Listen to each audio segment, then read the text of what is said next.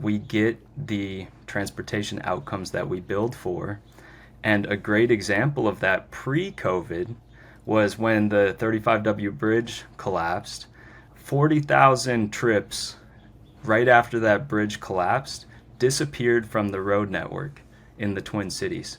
So MnDOT was freaking out, and everyone was freaking out that that traffic was just going to end up on different bridges across the Mississippi and elsewhere on the road network. What they found back then was that 40,000 trips disappeared. What would that number look like now that remote work is so popular and that we've already seen a huge amount of trips evaporate because of telework?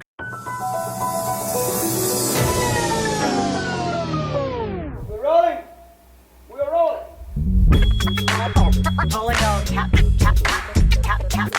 This is a real thing. Real thing.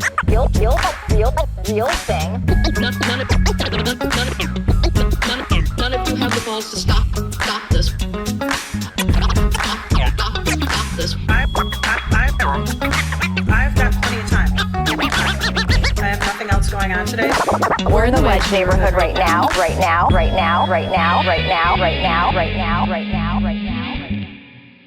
So I was listening to your conversation with Jason Derusha from last week. I was on his show this week. Apparently he's trolling Twitter for wacky Minneapolis characters to present to his driving home from work suburban audience. I thought you did really well, and he came at you. So I want to give people the benefit of the doubt. I thought maybe he was playing devil's advocate because he was inspiring some great responses from you, and it makes me feel like I'm way too soft. I'm not bringing my guests to new heights. I'm just agreeing with them, and the conversations are lame. Nobody wants to hear this. And I should introduce who my guest is. My guest is Alex Burns from Our Streets, Minneapolis. Working on the Twin Cities Boulevard project, that wacky project to fill in an interstate and replace it with a boulevard that will still have cars on it, but will have space for other things. Welcome. Thank you. Yeah, it's good to be back. I think the last time we were talking about this was about a year and a half ago, right when we launched the campaign. So a lot to update on and a lot of exciting news recently. Time is passing so fast. That was a year and a half ago? Yeah, that's crazy. I know. The experience with Jason Derusha was interesting. He definitely came out swinging right away. Yeah. And I appreciated the opportunity to have the conversation. Like you said, I definitely don't think that was our target supporter base. But yeah, he asked some good questions, and I think, we believe strongly in the facts behind this campaign. So it's set up well to have a good discussion. And if I can get this to work, I'm going to play some audio. The idea of filling in the highway and making it into a boulevard, which I find ridiculous. So I'm hoping by playing that, I'm inspiring you to just be super eloquent and convince people of the righteousness of your cause. The idea of filling in the highway and making it into a boulevard, which I find ridiculous. So people are deeply skeptical of this. And I have to admit, I'm not skeptical because I disagree with your aims or think that it would be bad. It would be just clearly a very good thing to pursue something like this. It's just like I'm skeptical. Like, are people really at MnDOT really going to go for this? Like, politically, I'm skeptical. And I have to congratulate you that you at Our Streets Minneapolis have convinced the state of Minnesota apparently to present alternatives that actually would take out the interstate and make it a boulevard. That is a big achievement in and of itself, expanding the conversation, right? For sure. Yeah, huge step. And I appreciate you playing the audio. I can feel my blood pressure raising just just listening to that. But yeah, I mean, first and foremost, I think, I just want to thank the reason that a boulevard conversion is seriously being considered and is on the table is because of all the residents in Minneapolis and St. Paul and elsewhere that have called their council member, that have sent an email to MnDOT, that have attended a public meeting, that have testified, signed the petition, the reason that MnDOT included a boulevard conversion is because they felt like it would be politically unviable for them to not include it, that there was no way that they could get away with not including this option. And that kind of leads into your first question, which is about the viability of this moving forward and MnDOT actually selecting this option. Absolutely we could do this. We believe that from day one and continue to believe that now that we have a little bit of momentum. Because, and I think it's important to remember that MnDOT is this big, bad bureaucracy that can seem impenetrable. But at the end of the day, they're supposed to be accountable to the citizens that are impacted by their projects and that use the infrastructure. And we view this just like anything else. You get what you organize for. And we've had an amazing canvassing team that's been out every day talking with people about this idea, getting their feedback, telling them how they can take action. And that's what's paid dividends, I think. And so that's our plan moving forward. We want to go back to the community and let them know this is now an option that's on the table. And you could have this in your backyard. You wouldn't have to deal with the freeway anymore. Share your ideas about what you would like to see this land repurposed for. And we feel like that's going to make it even more difficult for MnDOT to find the political capital to rebuild the freeway. I can tell you there's to my knowledge, there's no one, unless the Minneapolis Chamber or BOMA is paying door knockers to go out and talk about the importance of rebuilding the freeway. I don't think that type of organizing is happening. People don't really get super fired up about the status quo because it sucks. And so we have the advantage of offering a better alternative to people, and we're trying to convert that into continuing to move this idea forward. That's a good place for me to intro my new segment. Are you ready for my new segment here on the podcast? I'm ready. I'm honored.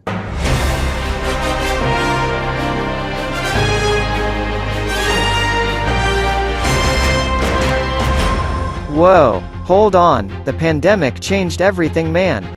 So the pandemic changed everything, man. It sure did. It sure did. I love that intro. So this comes up a lot with regard to like local street reconstructions. Pandemic changed everything. And meaning people stop often people stop taking transit. That is the argument. What are you doing with these bus lanes? No one is taking the bus anymore. The pandemic changed everything. And the alternative argument to that, so transit ridership is coming up, and if we invest in good transit, I think people will take it. That we can rebut that right there.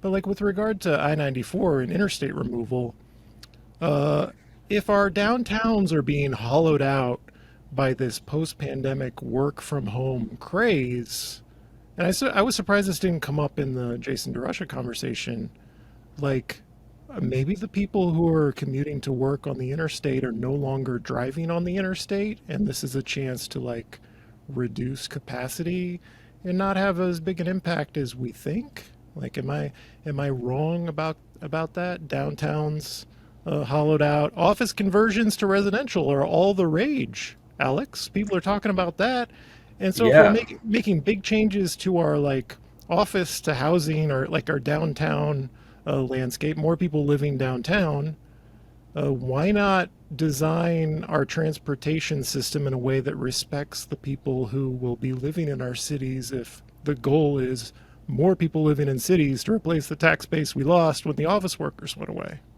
For sure.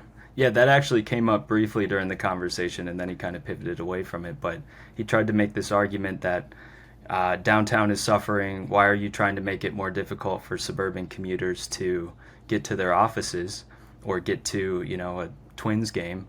But the reality is that downtown is suffering because we've over-prioritized those people. And now I don't think they're ever coming back, not nearly at the level that they were before. So I totally agree. I think, we talk about this all the time. We have to talk about traffic because that's the number one question that gets brought up. And cannot stress enough, this concept of traffic evaporation is real. We get the transportation outcomes that we build for. And a great example of that pre-COVID was when the 35W bridge collapsed. I just learned the statistic this morning at a meeting, and 40,000 trips right after that bridge collapsed disappeared from the road network in the Twin Cities. So MnDOT was freaking out, and everyone was freaking out that that traffic was just going to end up on different bridges across the Mississippi and elsewhere on the road network. What they found back then, in 2005 or whenever that happened, was that 40,000 trips disappeared.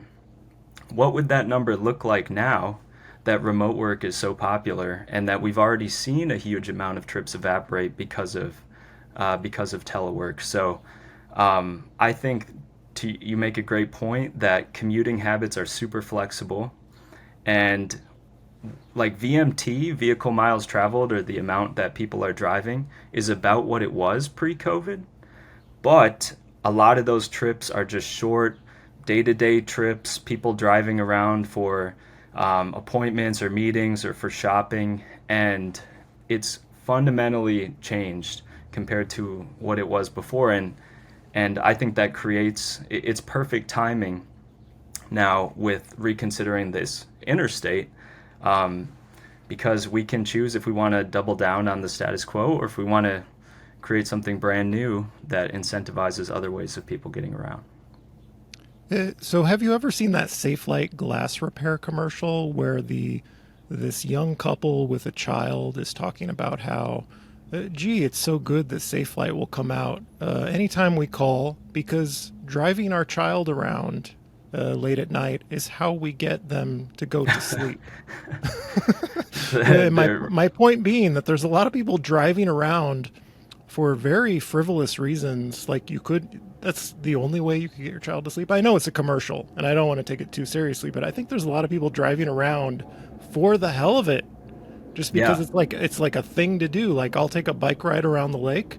I'm going to drive for a while. Yeah. See what I see. DFL Senior Caucus loves to talk about recreational driving, so maybe Yes. That's an example right there. Yes. Here's another thing. Like, so there was a point in your conversation, and I hate to turn this into like recounting your conversation with Jason Derusha, and it's only because I think it was productive. Like, congratulations, Jason Derusha. That was a good conversation. I'm glad that it happened, and I don't mind that you were deeply skeptical at all. But let me play this sound. It's very brief. If I live right by a highway, I would want the highway to be gone too.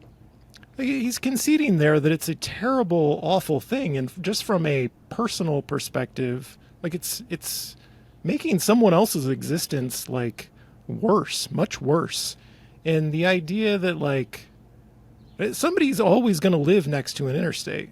It's going to be the person without options to go and live someplace else where the air is cleaner and it's not as dangerous because of all the traffic it's dumping out into their neighborhood, or it's quieter. If they could afford to live in a better place, a lot of them probably would. Like, I agree with Jason Derusha. I wouldn't live there.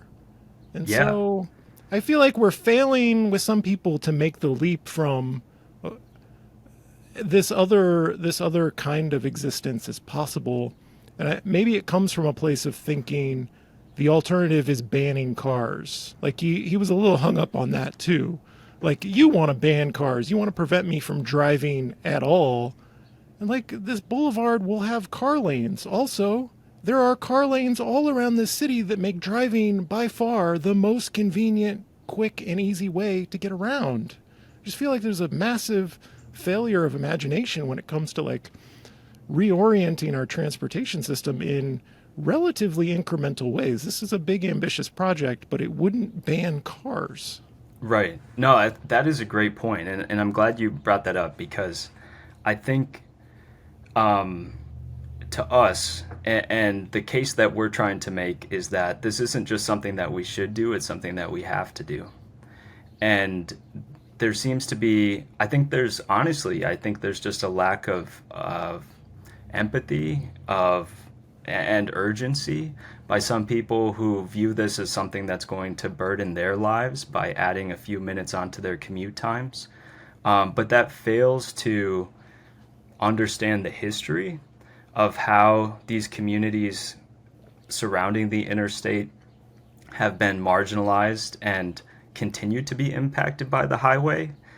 And we've really been intentional about trying to unpack that history. So we have at Open Street Cedar Riverside on August 20th, which we're really excited about, we have a new mobile museum that we've been partnering with using data from Mapping Prejudice and in collaboration with the University of Minnesota Heritage Studies and Public History Museum, where we're going to talk about the history of Cedar Riverside, which, like a lot of other communities across the Twin Cities that have been impacted by highways, the highway was built there in the 1950s and 60s, and the people who were impacted were living there because they, for the most part, didn't have any other options of where they could live.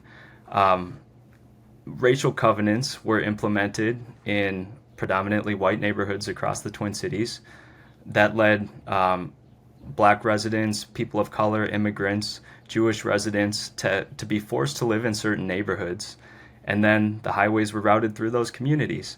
And not only did that have devastating impacts when the highways were constructed, but every single day since, these communities have dealt with more polluted air, with noise pollution, which we're just starting to understand the health impacts of that, with lack of access to walkable amenities, to grocery stores, to shops, to jobs, to poor transportation options. These communities tend to be lower on the economic spectrum, so they have less access to a car.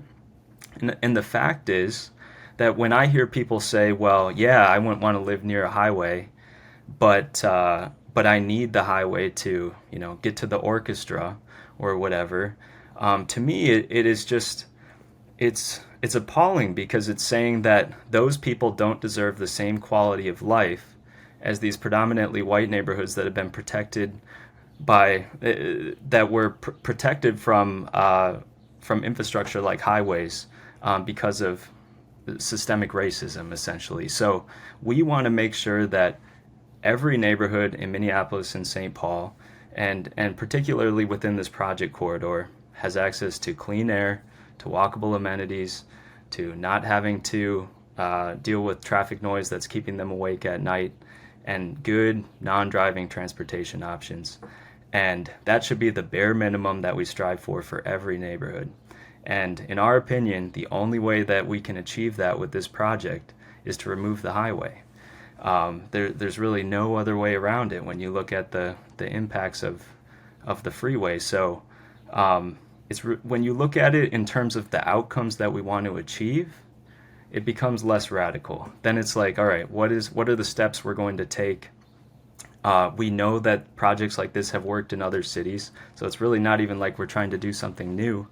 But I think there's kind of a blatant hypocrisy there when I hear quotes like that, like, yeah, of course I wouldn't want to live near an interstate, but removing the interstate is crazy.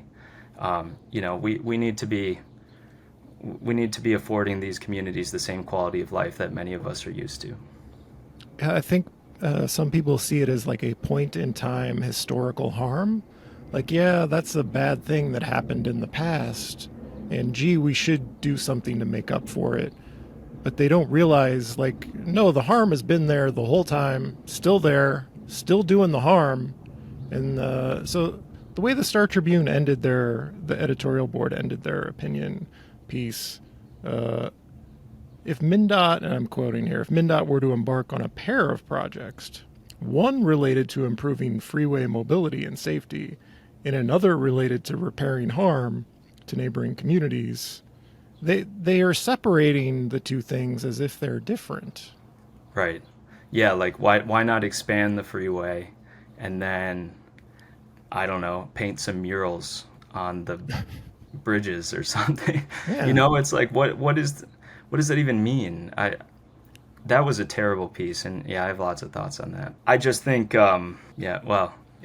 can get into that if you'd like, but I want to go line by line through the Star Tribune opinion. Then towards the beginning, they're like, who is this project meant to serve? The vast majority of those who use the interstate do not live in the communities that surround it, and commensurate attention should be given to this constituency. As if commensurate and disproportionate attention hasn't been given to this constituency who commutes through a city, driving their cars through a city. That's how they got there in the first place. We come back time and time again when we talk about transportation and like things like parking. If I can't park right outside, that's the equivalent of banning cars. I've been harmed. I have to go home and eat carrots in my refrigerator.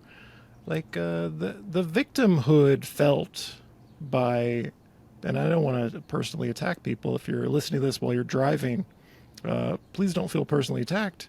But maybe think about how other people are getting around the city and how they experience the city. Which is the victimhood is over the top sometimes. You'll still be able to drive. Yeah, for sure. Well, and that stems from entitlement, and that's just another example of 50, 100 years of that constituency that's mentioned being over prioritized. And also, it's worth pointing out that that's not true. Actually, the majority of the trips on this segment of the corridor either originate or end within the corridor, especially post-COVID. A lot of these are short local trips of people getting routed on the freeway for like a mile. And so all the more reason that we don't need a freeway in the center of our two cities.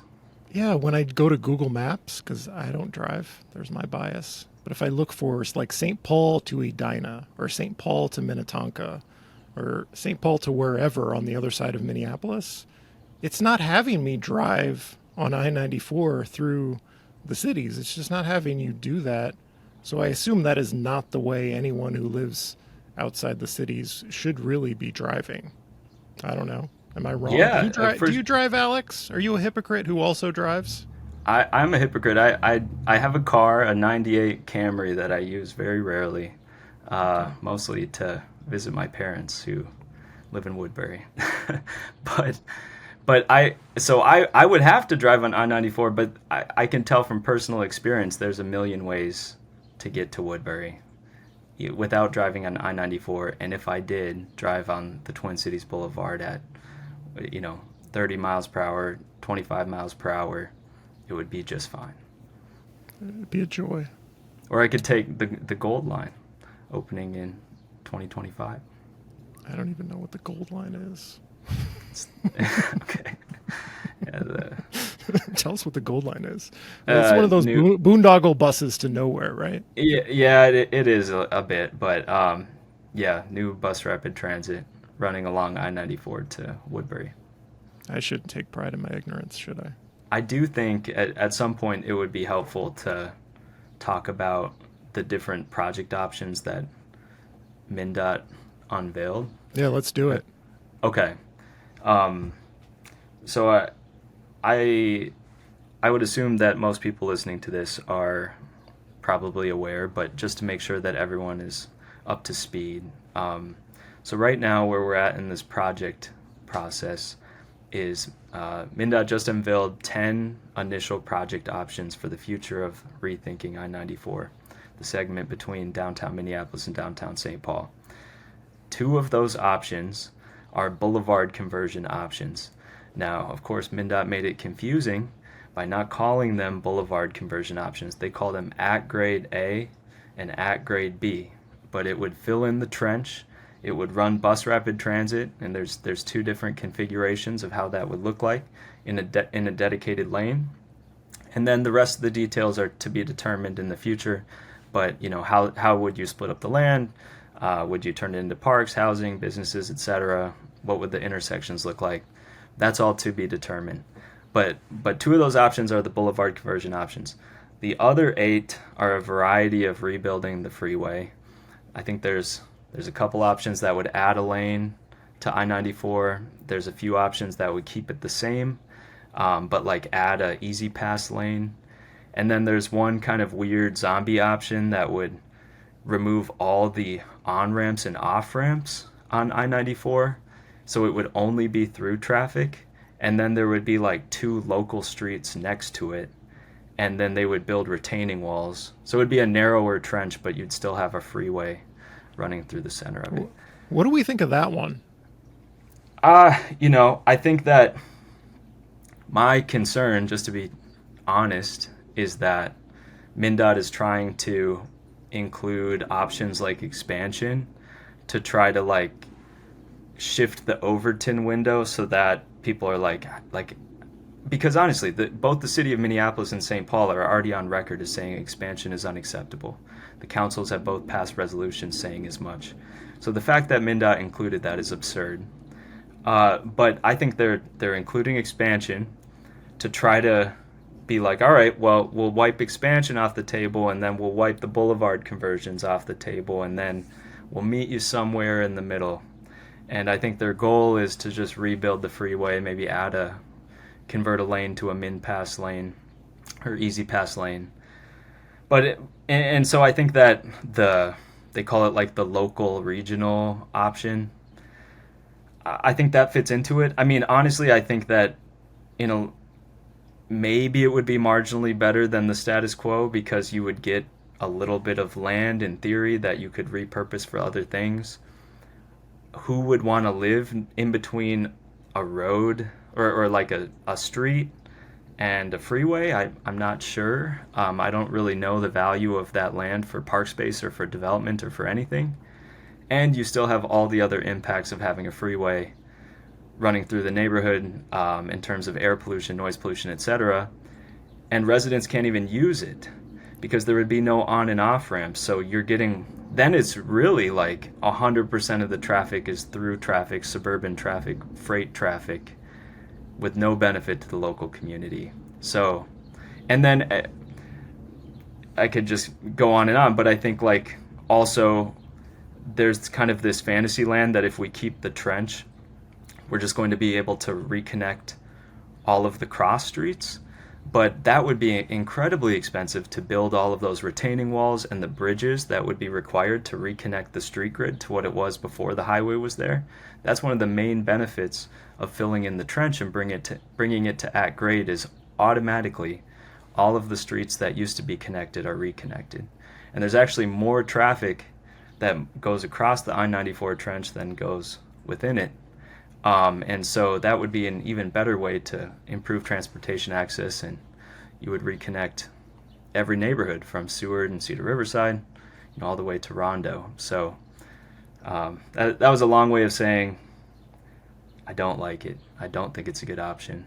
But plug for an action opportunity, if people are hearing this conversation and are wondering like how they can weigh in, if they go to either twincitiesboulevard.org or if they just Google Rethinking I-94 and go to MnDOT's website, there is a survey open right now that is taking ideas for options that MnDOT didn't include, and is taking feedback on those 10 options that I just described. And that's probably going to be open for the next couple months. So it's really important that we get as many people taking that survey, sharing their thoughts. I'm sure that Jason Derusha got a few people checking out MnDOT's website, so we want to make sure that's balanced out with your supporter base. Okay. Well, you send me that link, and I will include it in the description, and people can go find it. Maybe it'd be good to talk about like the project timeline, and because all this stuff feels a little ambiguous, but it's true. Okay. Here, I'm gonna pretend to ask you a question about the project timeline. Perfect. So Alex, what is the project timeline? When will a decision be made, and then like when would construction potentially happen? Yeah, great question. So right now, MnDOT released these initial project options. These are high-level options. So the idea is they're releasing some ideas to the public. They're getting thoughts on what should change, what should be added. For example, during the public comment period of the meeting, a lot of people were like, why not include a subway tunnel? We already have this trench. If you're going to build a boulevard, why won't you run like regional rail or some type of transit below ground. Be a better use of the land, it would be faster, etc. So in theory, that's an option that could be added back. But they're taking feedback through this survey, through other meetings, and then they'll come back to the Policy Advisory Committee meeting, which is this group of elected officials, probably sometime in December. They'll have updated options. They will present on their analysis on like traffic impacts and things like that. They'll do another round of edits, and then the options will be refined and finalized into the next phase of the environmental impact statement process, or the EIS process. So I guess there's like, if you want to think about this as like making a sports team roster, we have a bunch of players trying out right now. There's going to be 2 waves of cuts and edits. And then in the spring, that's when we find out who makes the team. And so right now we have 2 Boulevard conversion players trying out. And it's our job as organizers, I guess, to make sure that they make it into the final cut of what's called the scoping decision document. And then we continue through the EIS. MnDOT's going to evaluate those different options. They'll take public comment. We probably won't have a preferred alternative until late 2024 or early 2025. And the preferred alternative is the option that MnDOT has selected to build. And then, who knows what happens after that, but in theory, they could start construction probably 2028. And okay, whatever they do, whether it's rebuilding the freeway or if it's a boulevard conversion, it's almost certainly going to be phased. So it would be in different phases, but that's the timeline that we're looking at. I just want to say thank you for that sports metaphor. There's nothing my audience loves more than a sports metaphor. And it's coming up pretty quick. Yeah. Potential. Is it going to be one of those things with 35 where it's gone for many, many years? Whatever happens, it's going to be a construction site for many, many years. No doubt. Yeah. That's another thing we hear, turning it into a boulevard is going to be really disruptive for construction. This thing is going to be a nightmare no matter what. If you drive, I guess. But a major construction project's happening one way or the other. And somehow we're going to figure out a way to live without it for all those years. And we might that's just way like we to did live. with 35, right? Yeah. Things were just fine. Hennepin Avenue downtown, same thing, Did we really need 4 lanes of traffic? One of the things that happened during the 35 construction is it was constantly used as a rallying cry for why we couldn't fix other streets. Not now. 35 is under construction. All these cars are going to be on our local streets. We can't change any of those. That would be a huge mistake. And I don't know if the people who said that suddenly became open to changing some of the local streets after 35 opened up again, but it's one of those things you hear. Yeah, for sure. Didn't they narrowed the bike lanes on Park in Portland, and it was also used as an excuse for delaying the Lyndale 4-3 conversion. So yeah, for sure. Shout out to traffic evaporation with the Lyndale 4-3 lane conversion. Turns out all those people didn't need to be driving super fast and crashing, doing bumper cars right outside our windows here in the Wedge and Whittier. Alex is in Whittier. I'm in the Wedge. We are. What's the right word for the way we relate to Lyndale Avenue? It's escaping me here. I don't know. I guess okay, we can skip that. But we live to either side of Lyndale Avenue in 2 neighborhoods, and so this that affects us very deeply. We bonded over Lyndale Avenue. You would send me crash photos constantly from Lyndale Avenue. That doesn't happen anymore. Although it probably does happen, but not as often. No, yeah, I was your correspondent at 25th and Lyndale, and yeah, I think I would describe that as we're located in the greater Cat Tour area. Yeah, in the heart of the Wedge Whittier mini metro area. Yeah, for sure. So what kind of coalition have you built in support of this? I get the vague impression, I saw Mitra from St. Paul, council member Mitra Jalali, at one of those meetings, I don't even know what that meeting was. There was a representative from Minneapolis who was also in the story I saw. It feels like there's a lot of like local elected officials who are on the right side, pushing for the right things. So have you like solidified the Minneapolis St. Paul coalition in favor of this? Like, who is left to convince? That's a good question. We definitely have a really strong base of support. And starting here in Minneapolis, Councilmember Robin Wansley has been an outspoken champion for this. It's something that Ward 2 residents have been really excited about. So her office has been great. On the county side, Commissioner Angela Conley has been a big-time supporter and has consistently stood up for this vision. In the legislature, on the House side, Representative Samantha Sensor-Mira has been great and sponsored legislation in the House to commission a feasibility study of a boulevard conversion, which would be like a separate analysis to make sure that this option gets due diligence. And then on the Senate side, Senator Omar Fateh did the same thing, and his office has been really supportive as well. And then in St. Paul, we have in the legislature, Representative Callie Vang Her was also a co-author on that House bill. Even Senator Sandra Pappas, who was initially, I think, pretty skeptical, I think because she's been hearing about this a lot, ultimately signed on to the Senate bill. Senator Aaron Murphy has been supportive. Representative Lee Finke has been supportive. I think, and then on the council side, Mitra has been great in consistently speaking up for these issues. I think that we have a little bit of work to do. Well, I think we have work to do with the mayors in both Minneapolis and St. Paul. I think that they've been pretty quiet on this issue.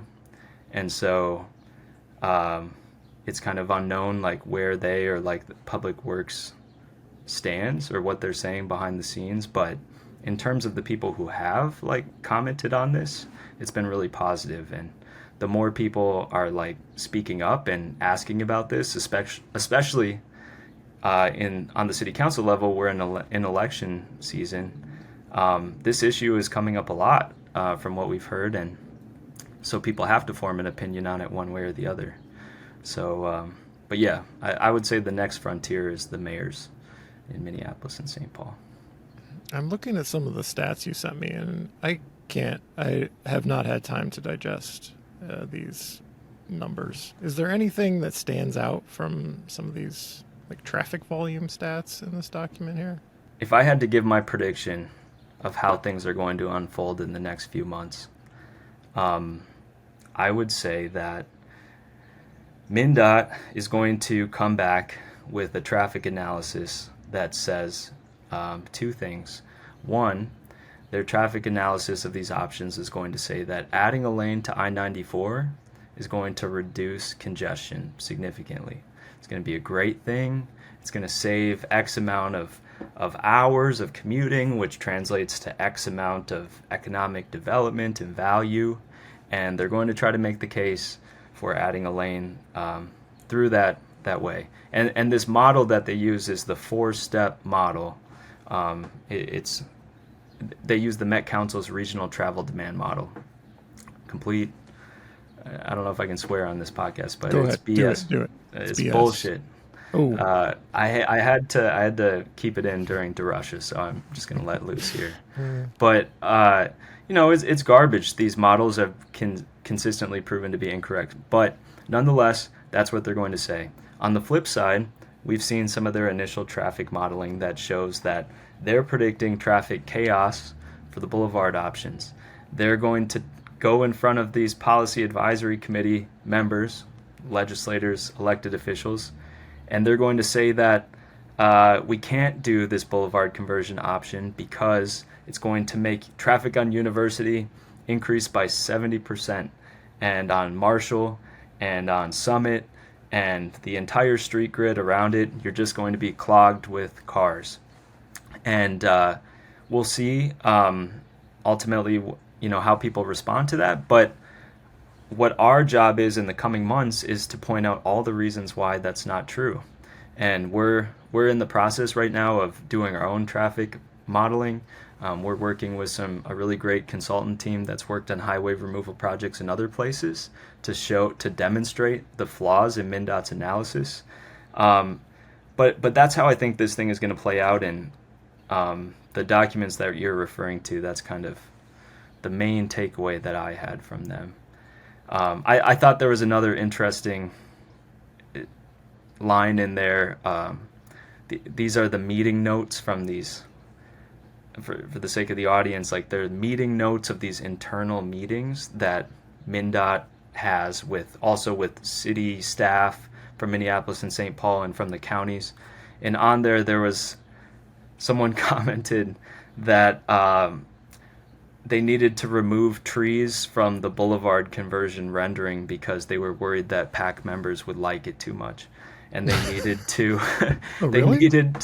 I'm dead serious. They needed to remind them of, the quote unquote impacts of like a decision like that. So, It's going to be bare pavement all the way through if you fill it in. No green space at all. There is no opportunity to make this look nice. It's going to be awful. Yeah. And I should say, we talked about the survey. People should, reminder, those renderings are not to scale. MnDOT has admitted this. They make the Boulevard option look like it takes up the same footprint as the freeway option, which is completely not true. On the website on TwinCitiesBoulevard.org, we created some renderings that are more to scale, which show like how much land would be repurposed. But renderings are really powerful, and images in terms of how people react to different ideas. So that's something that MnDOT has discussed internally already. But yeah, those conversations are happening. So something you said reminded me, like other cities have done this. And so again, back to the conversation you had with Jason Derusha, and the idea that this is just like so outlandish and far-fetched and not in America. We don't do this in America. The guy who called in, it was like, this is not Vancouver. What's wrong with you? Yeah. There are cities in this country that have done this. I think, have they all worked out fine? Did they come out of the other side doing okay? Yeah, absolutely. There's not a single, I think we said this on the first time Jose and I joined, but there's not a single example of a highway removal project that's failed, and there's not a single example of building a freeway through a neighborhood that worked out well. And so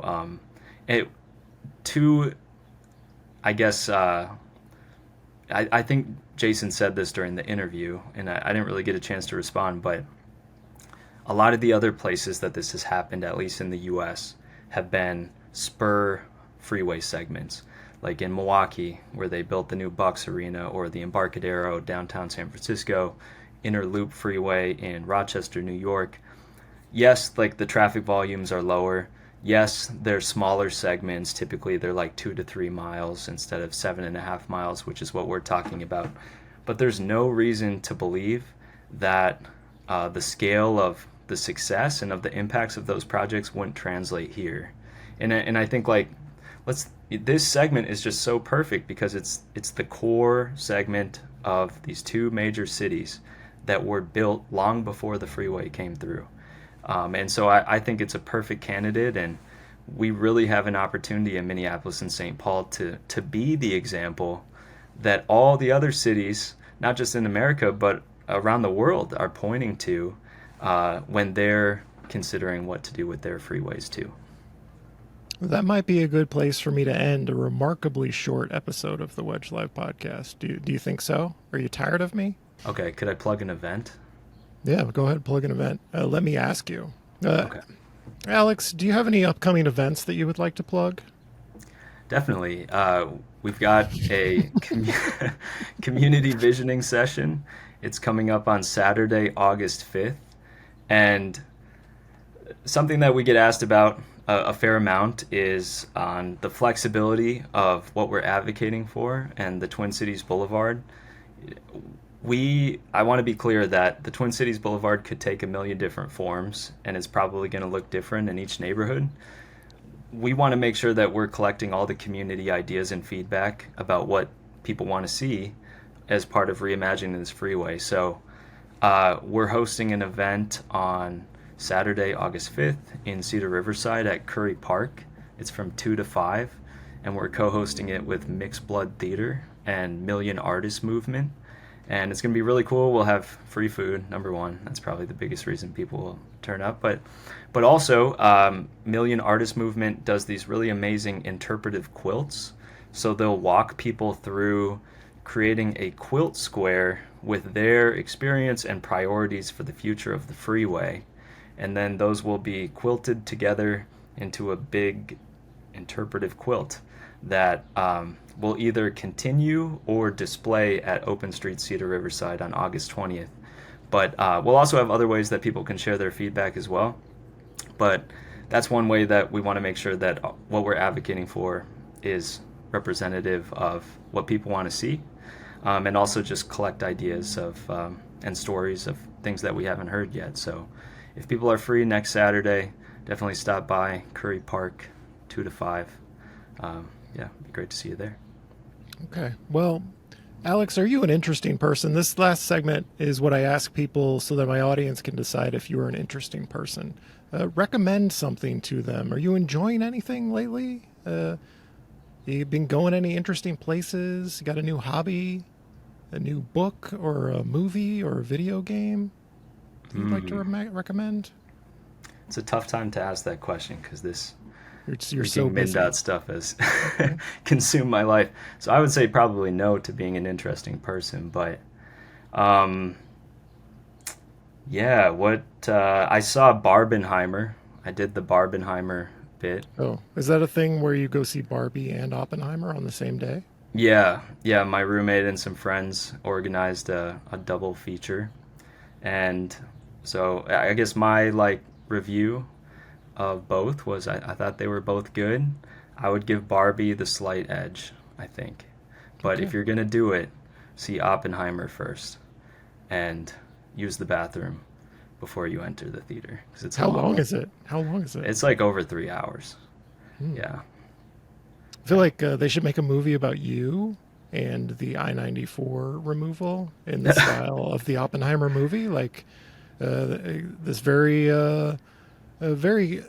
genius, super genius engineering this big bad thing that is good, but could also destroy the world and cause people to have to eat carrots in the refrigerator at home.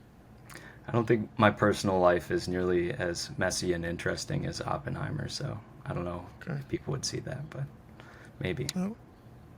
Well, Alex Burns, thank you. From Our Streets, Minneapolis. His project is Twin Cities Boulevard Project, which is about converting I-94 into a boulevard where you could still drive. There'll still be driving, promise. And this has been the Wedge Live Podcast. I'm your host, John Edwards. Thank you for listening. This is a real thing. Real thing.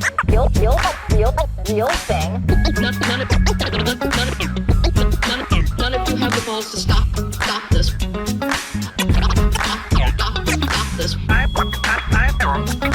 I've got plenty of time. I have nothing else going on today. We're in the Wedge neighborhood right now.